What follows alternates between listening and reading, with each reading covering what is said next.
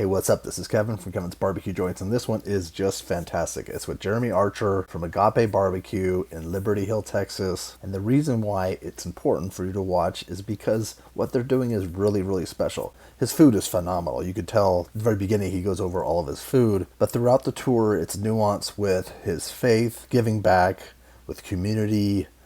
The outdoor space, you could tell it's perfect for gatherings and live music. Also, you could tell it was a house that they converted into a barbecue joint. It's definitely worth a watch.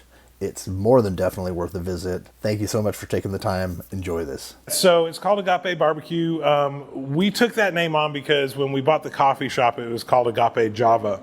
But we are a Christian organization, and agape is Greek for God's unconditional love. And really, honestly, I think the thing that kind of maybe sets us apart is kind of we are mission focused in the fact that we want everybody to feel, no matter where they're at, no matter what they're going through, no matter who you are, when you walk through that door, that you immediately feel loved through your entire experience. And when you leave, that it's hopefully just shown you how much that you are loved by everybody here. So that's our mission. Really, on top of everything, on top of putting out good barbecue, is to make everybody feel loved and welcome. And so, yeah, when we bought the coffee shop, it had that name already, and it just fit with what we wanted to do. So we just changed it from Agape Java to Agape BBQ, and we've been living that ever since. All right, here we have a pretty standard tray for our offerings. We have lean brisket, which is super moist, and then we also have our moist brisket from the point, nice and marbled throughout. Our classic sausage. These are our St. Louis cut ribs. We slow smoke those. We don't baste them in sauce, but we do squirt a little sauce on top and then finish them off in foil. This is a unique protein of ours. It's called dill brine chicken. So we brine these chicken quarters in our dill pickle juice for 24 to 48 hours and then smoke them for about an hour and a half to 2 hours. You guys saw that earlier today on the smoker. This is our pork tenderloin. What makes this special is back to the coffee roots of Agape Java. We rub this in espresso grounds and sea salt, so it gives a really good flavor and bark to it. And then we also have our turkey here, which is always super moist. It's not dried out. It's some of the best turkey in Texas, I believe. And then we also have our homemade pickled onions. We got a little kick to them because we pickle them with serrano peppers. So moving over to the sides, it is something that kind of sets us apart, I think, makes us a little bit unique in the fact that we have 8 different options, likely going to expand those even further. But what we have here on this tray are our creamy cucumbers. This is a family recipe. It's German roots. It's going to be brined cucumbers in a sour cream, dill, and garlic marinade. Then we have our chili lime corn salad, which is super light and refreshing. It's got the corn, cucumbers, tomatoes, and our pickled onions in there, and then it is mixed with a chili lime seasoning. Our coleslaw is a big hit. This is turning into some of our people's favorite side. They can't get enough of this coleslaw. This is a family recipe on my wife's side that we decided to implement in the menu. We put this in about 6 months ago, and we are so happy we did because that has really gone gangbusters. This is a recipe for our sweet garlic green beans. That came from a lady at my wife's church. This is the only green beans I've ever eaten in my life, so I decided we got to put it on the menu. The one side that we don't make in-house is the potato salad. This is Ron's home-style potato salad. It's the best I can find out there. It hits all the spots for the flavors that you want in potato salad, and quite honestly, it's probably better than I could do. We are going to start incorporating a German potato salad, though, in the near future. One of our flagship sides here is our cowboy pinto beans. This is a recipe I came up with over years. It's got chunks of brisket, it's got serranos, bacon, onion, garlic. It's got all the flavors you'd want in there. That is another one of our customers' favorite sides. And then another flagship is the Hatch mac and cheese. We use Hatch green chilies. They are de-seeded and de-veined, so they're not quite spicy, but they do add that green chili flavor in there. And then we have our corn casserole. It's going to be like a corn bread, but a little bit heavier and thicker, like a cake texture. There's going to be a lot of butter and sour cream, things in there like that really give it a nice smooth flavor. So we have 8 side offerings, looking to expand those a little bit further, but I think that really sets us apart.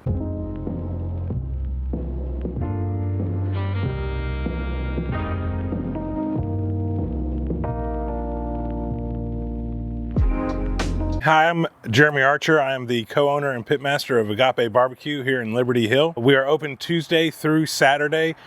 Tuesday, Wednesday, and Thursday we open from 8 a.m. to 11 p.m. And then Friday and Saturday it's 11 a.m. to 10 p.m. Come on in and let's take a look. So, as you can see, we're in the dining area here.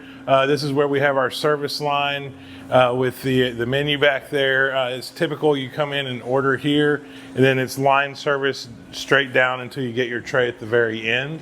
If you look over here, we have the rest of our dining area. We seat 45 people in here comfortably. The fire code says 50 people, but it gets a little crowded at that point. You can kind of tell by looking at this place that it was a house at some point. So we actually bought it from the original owner. She grew up in this house and then converted it into a coffee shop.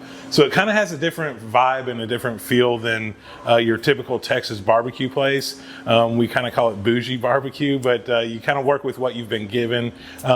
There's two aspects to it. Some people are like, well, it's not Texas barbecue enough, the theme isn't, but other people like it because it's super clean.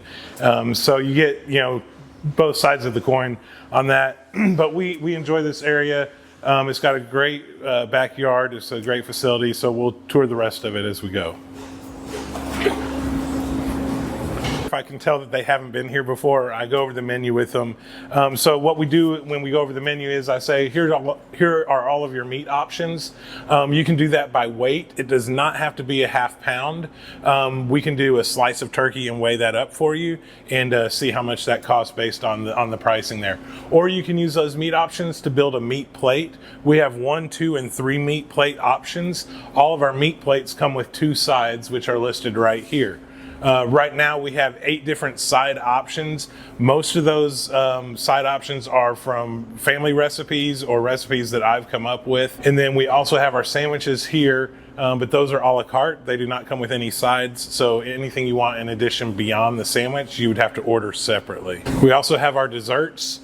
We have 3 different cheesecake flavors that we rotate through seasonally. We also have banana pudding, Oreo pudding, and a peanut butter pie or a peanut butter pudding.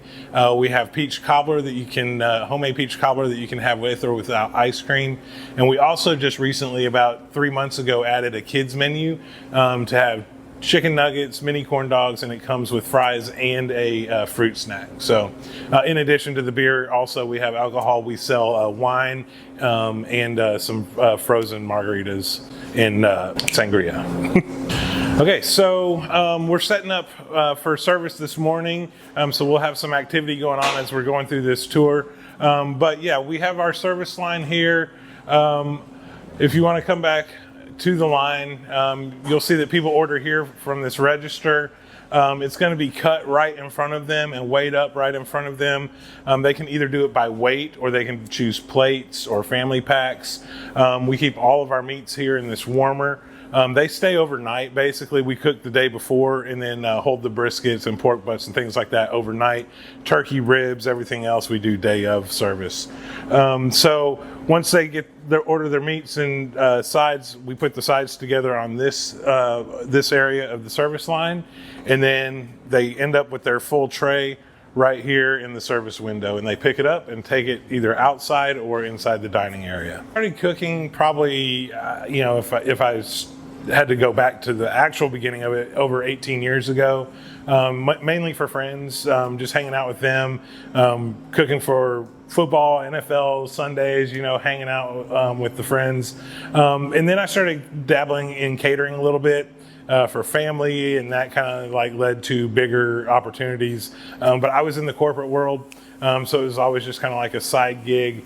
And then fast forward 18 years later or so, and was let go from my job because they outsourced some of the IT department. And then I just decided, hey, I want to try this barbecue thing. So I ramped up the catering again, opened up an LLC.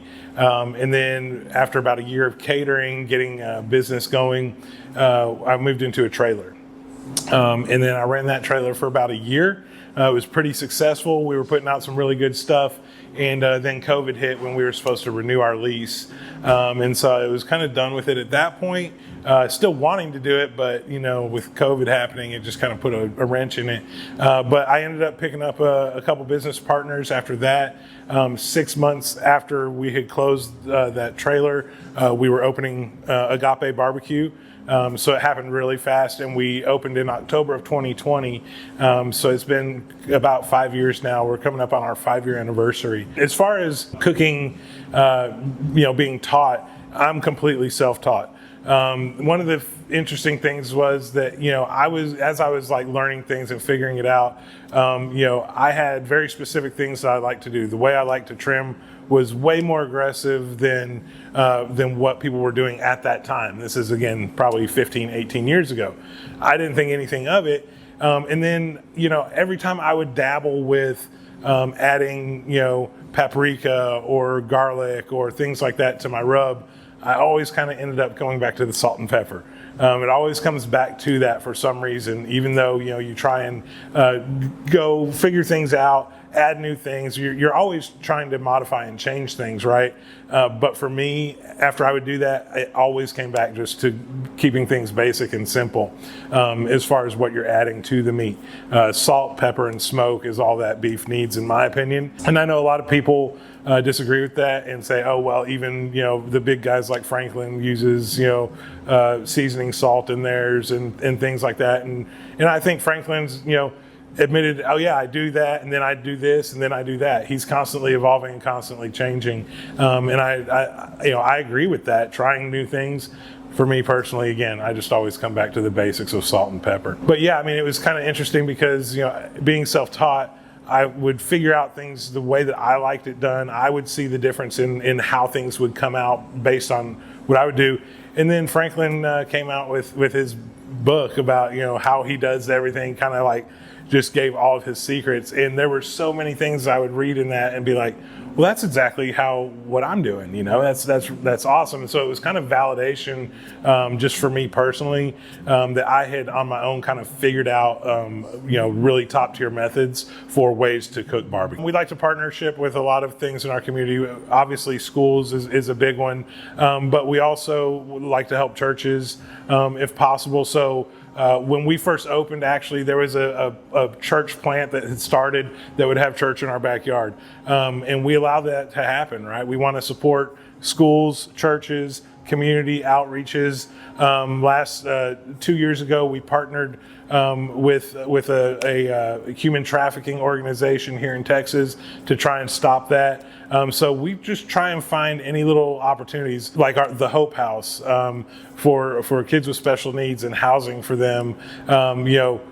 Anytime we can either use our facilities and our property, allow them to use it for charitable organizations or fundraising or anything like that, we partner with them as many times as we can, as often as we can.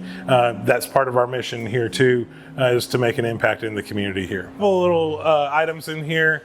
The pressure cookers we have, so we have Hatch mac and cheese. The reason we use pressure cookers to cook the noodles is because the way I've always done it in the past is we use chicken broth, and the pressure cooker with the noodles infuses that chicken broth flavor into the noodles versus just boiling them in water. We also have a KitchenAid stand mixer. We use these for most of our desserts, our cheesecakes, our banana pudding, things like that. Everything, all the desserts we make, everything like that is in-house. So this little guy gets a big workout. So this is our jalapeno pepper jack sausage. We don't make our sausage in-house. We still outsource that to Miller's Smokehouse out of Llano, Texas. They did have a really good product. This is jalapeno and pepper jack cheese, and it's probably one of our favorite sausages. People always get this one. And then if you come out here, it leads us to our smoker. You can see we had a mural painted on the side of it. It's really cool, by one of our customers, Agape BBQ in Liberty Hill. It's the Liberty Hill Panthers, and so we're really proud of that. We've incorporated the school and the schools in this community as much as we can into the business that we do, having spirit nights and things like that to help support them. So if you come into our pit room here, this trailer was built from the ground up. It was, so when we first got started, I went and visited some top 50 barbecue places, and one of the places we went to was Hellberg's in Waco.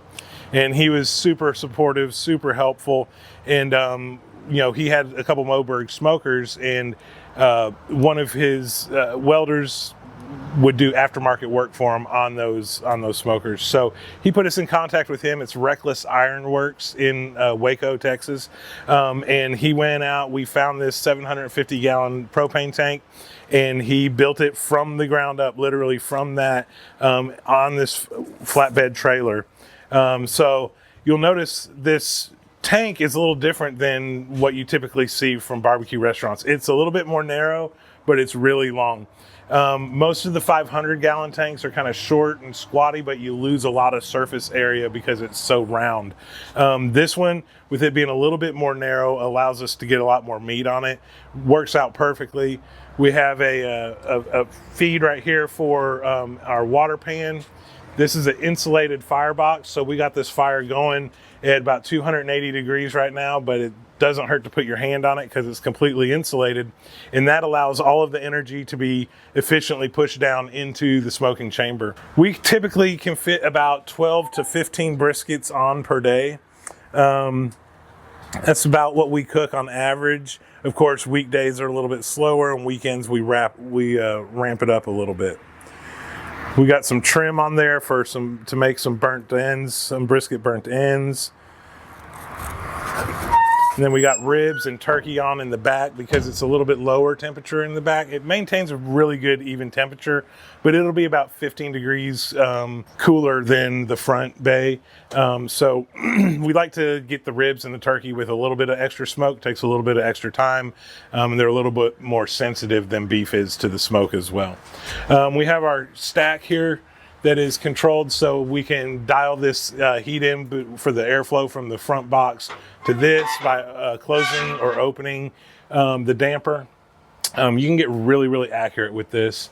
And then we also have our table here that we use to wrap our briskets, wrap our ribs, and our turkey. So we do, you know, a lot of people don't use electronics, and we don't really either. We do a lot of our cooking by sight and feel, but we do cheat when it comes to being notified of how hot the fire is running. We use this Fireboard app, and that's the only thing we use. It kind of monitors the internal temperature of the smoker, and but it's a good way just to make sure there's no spikes or dips in the temperature. So we got chicken going on. This is about halfway cooked, so I'm flipping these towards the fire. I always cook these up front, just to kind of, it's a little bit hotter right up close to the firebox, and it tends to crisp up the skin better than if I had it further in the back. Get some rubbery skin if you don't have high heat.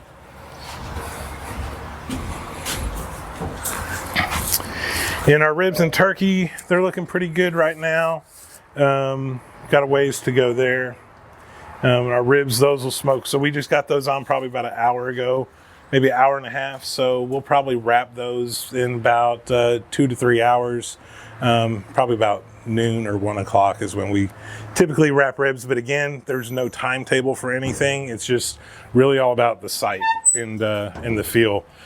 So we always look at the ribs. We want a deep, dark red mahogany rib color before we wrap them. We don't really do much different for brisket. I mean, we do a pretty aggressive trim, trying to make it really aerodynamic.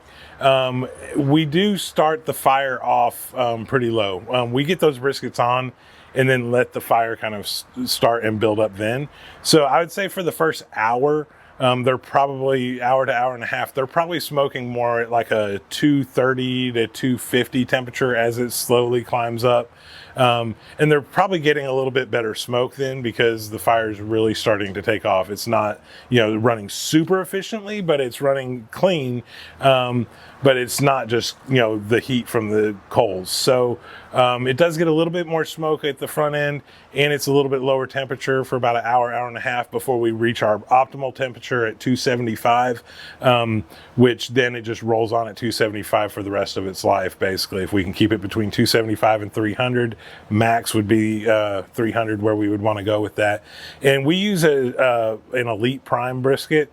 There's only a couple other places, I think, in Texas that are using this line right now. The reason we like them is because first off, the marbling throughout them is top tier. It's really incredible, but they're sized properly. So they come, when you open a case, you're not looking at a 10-pound brisket next to an 18-pound brisket. They do really, really good job of kind of getting an average of that 12-pound brisket. There is some variances here and there, but they're not huge swings of 8 and 10 pounds. You're talking maybe a swing of 2 pounds or less in between each brisket out of each case. So they're a little bit smaller. Typically trimmed down after we're done with trimming them, probably down to about 11 or 12 pounds. And then at 275, that turns out to be about an hour per pound cook. So, we get these on at, 8 in the morning, 8 or 9 in the morning at the latest. And they're done by, 7 or 8 o'clock at night. Our neighbors here is the Liberty Hill School of Music. They've been a great partner with us. Really big fans of ours. We're really big fans of theirs. They've become close friends, and they have been a big impact in this community right now, starting a new small business again, probably in the last couple of years. But they offer, music lessons to both the high schools, all of the elementary schools, and it's a great way to partnership with another small business in our community. But yeah, we have parking out front. I don't know exactly how many spaces it can fit, probably about 15 to 20. But when we bought this property, we secured the property next door also to have additional parking. So we have probably a half acre back here of parking spaces left. So anytime you come, if the parking lot is full, you can just come in the driveway next door and there'll be plenty of space to park in the back. We also have our food truck that we use for special events, usually festivals here in Liberty Hill, and any kind of special events that we can find around the city, just to expand our footprint, get the word out, trying to outreach to people there to bring them into Liberty Hill to come visit us. So as we leave the smoking area, you'll notice we come into the backyard. It's a really beautiful spot. We have huge oak trees, legacy oak trees that are 300 years old. And inside, like I said, we can seat about 45 people comfortably. Out here, we have had up to 300, 350 people for big events and concerts. Obviously, that would be lawn chair seating as well. But we have over 25 picnic tables, so we can easily seat 200 people out here comfortably. In addition to having a great space, shaded space to come and eat, we also use this as an event area. So we have live music every Friday and Saturday night from 6:30 to 9. That will run from March through November. And then November to February, through February, we kind of shut it down just because of weather and it gets cold. We just built this awesome stage. And again, the people who did the mural on the side of the smoker, they were gracious enough to paint these awesome flags, behind the stage. And we have great bands out here every weekend. This fell off. Okay, on the side of the property here, we have another structure. It used to be axe throwing. people didn't really pick up on that. We didn't get a whole lot of business from it. So we decided, we were just sitting there going, well, how can we repurpose this entire area? What we did is we tore down the walls and put some seating in there with some TVs and dartboards. And we have misters around there too. So it's like a private covered seating area. It's a little bit cooler under there with the misters. And we see really kind of a draw and attraction from the sports crowd. So they'll go in, get their draft beer, come out here, watch TV, hang out, play darts. And so it's turned into a really cool area for that. Okay, so all of our desserts are homemade. These are no-bake cheesecakes. They're seasonal flavors. Right now we have cherry cheesecake, a key lime cheesecake, and a strawberry cheesecake. In addition to the cheesecakes, we also make our own puddings here. This is homemade banana pudding, Oreo pudding, and peanut butter pie, which is a family peanut butter pie recipe. We try and do as many recipes here as we can from my family or my wife's family. So a lot of the stuff that you see, the sides, the desserts, those are incorporated into our menu, especially that peanut butter pie. So this is our whole brisket right here. Okay, perfect. We're going to cut it right down the middle, and we have the moist side, or the lean side and the moist. And we're going to just slice this whole thing up for this one order.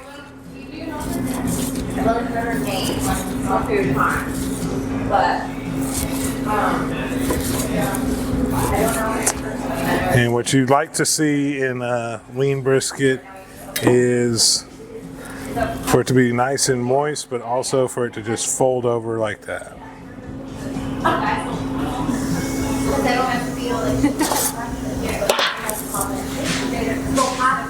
The moist side here.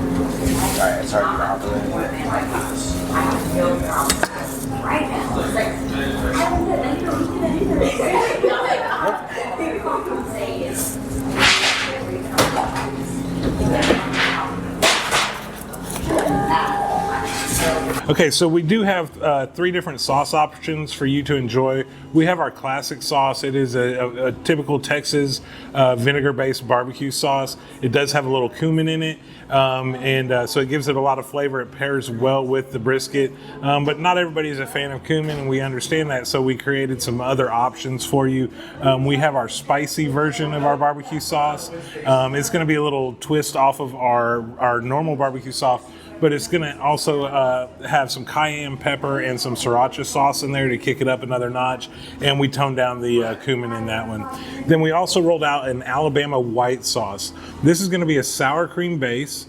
It's going to have horseradish and cayenne pepper, some garlic and pepper and salt. It's really, really good. It's got great flavor, pairs well with our chicken and turkey and even our pulled pork option. All right, you're heading into what we call our prep room slash kitchen. You'll notice that it's missing a lot of things that you would typically see in a kitchen. We don't have an actual stove or a flat top.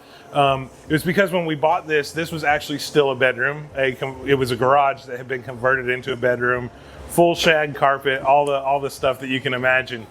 So we had to rip that out, gut this entire thing, and build it to standards that would pass the health department's inspections for running a kitchen.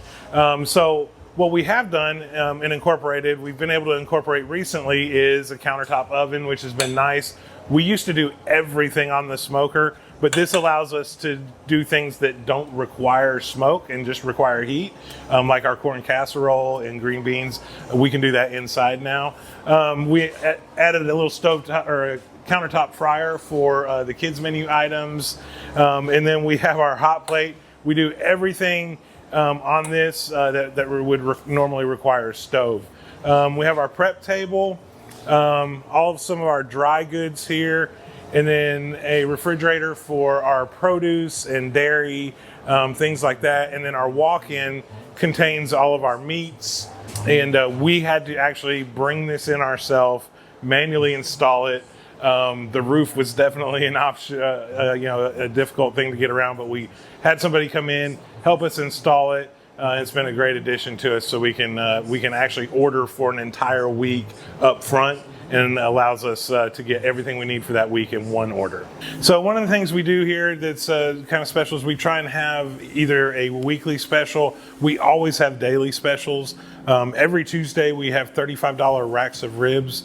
On Wednesday we do our pork belly burnt ends. Thursday we typically do tacos. And then Friday we do smoked brisket cheeseburgers. In addition to the daily specials, we also do kind of a special every other week or maybe once a month where it's a special recipe and it runs all week long. This week it's a hot honey pimento pulled pork sandwich.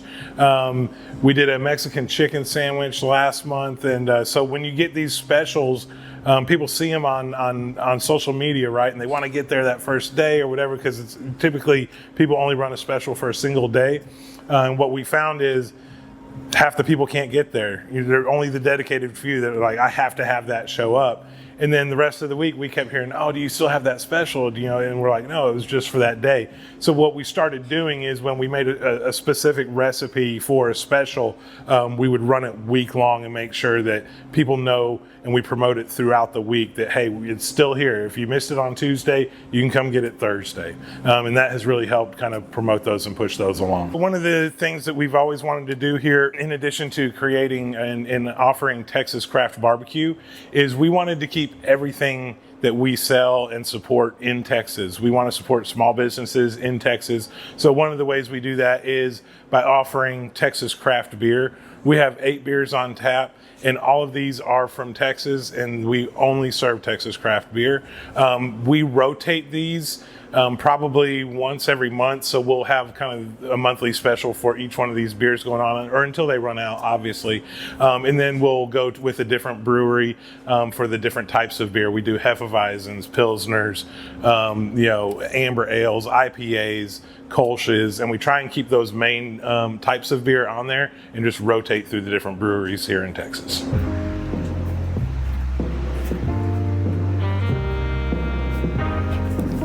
Yeah.